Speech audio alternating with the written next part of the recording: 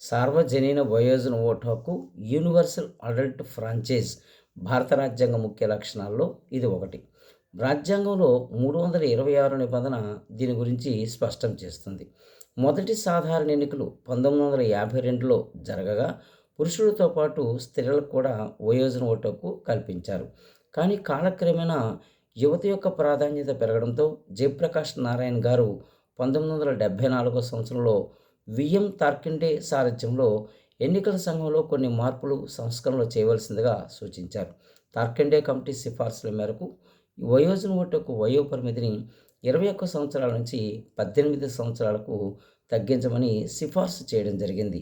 అలాగే ఎన్నికల్లో ఎలక్ట్రానిక్ మీడియాకు, ప్రసార సాధనాలకు స్వయం ప్రతిపత్తి ఉండాలని కూడా సిఫార్సు చేశారు.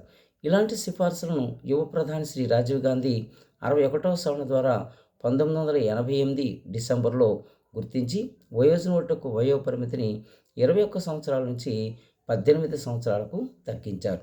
అయితే యువత తొలిసారిగా 1989లో జరిగినటువంటి లోక్సభ ఎన్నికల్లో వయోజన ఓటు హక్కును ఉపయోగించుకోవడం అనేది జరిగింది. యువతకు ఓటు హక్కు ఇచ్చినటువంటి ప్రధానమంత్రి శ్రీ రాజీవ్ గాంధీ వయోజన ఓటుకు వయో పరిమితిని 18 సంవత్సరాలకు తగ్గించడం అనేది ఒక విశేషమైనటువంటి అంశంగా చెప్పవచ్చు.